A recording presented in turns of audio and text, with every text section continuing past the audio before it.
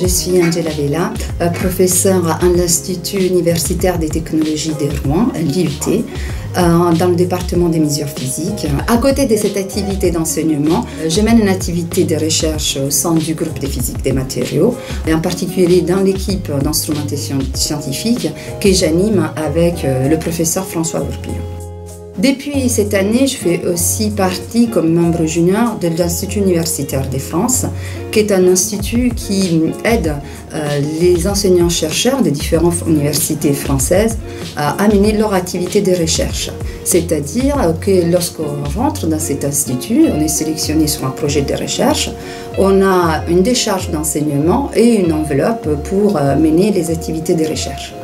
Donc, le projet que j'ai présenté à l'Institut universitaire de France vise à étudier les propriétés des matériaux, les propriétés optiques et électroniques des matériaux lorsqu'ils sont soumis à un champ électrique très intense. Et l'idée, c'est d'utiliser un instrument unique en France, qui est la sonde atomique tomographique, pour aller étudier ces propriétés des matériaux sous champ intense. Alors, pourquoi la sonde atomique tomographique? C'est simplement parce que cet instrument a été développé au sein de l'équipe d'instrumentation scientifique, ici au groupe de physique des matériaux. La sonde atomique tomographique est un instrument d'imagerie des matériaux à l'échelle atomique qui fonctionne sur un principe physique et l'évaporation par effet de champ, c'est-à-dire qu'on détruit la matière de façon contrôlée, atome par atome, grâce à un champ électrique très intense.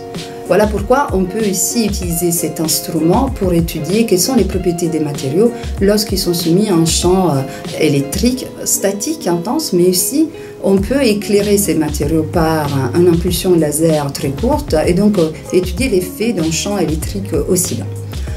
Mais afin d'avoir cette information, il faut pouvoir coupler sa sonde atomique tomographique avec d'autres techniques d'analyse des matériaux comme la spectroscopie optique et la spectroscopie d'électrons.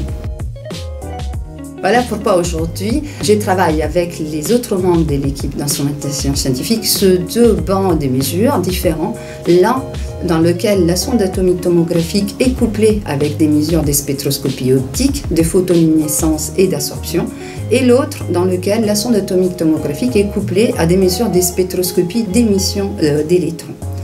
Donc sur les deux parties, j'encadre des doctorants qui travaillent sur ces deux différents sujets de recherche.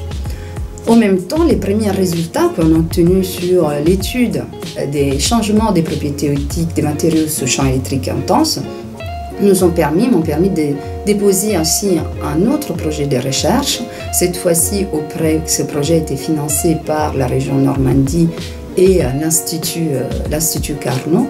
Et ce projet vise à changer des conditions de fonctionnement, en particulier les conditions d'éclairement qu'on utilise en sonde atomique tomographique, changeant la longueur d'onde, la couleur de la laser qu'on utilise, en passant d'une lumière visible en une lumière dans le domaine terahertz. Donc sur ce projet est mené en collaboration avec le laboratoire coréen, et en particulier le département d'optique du laboratoire coréen.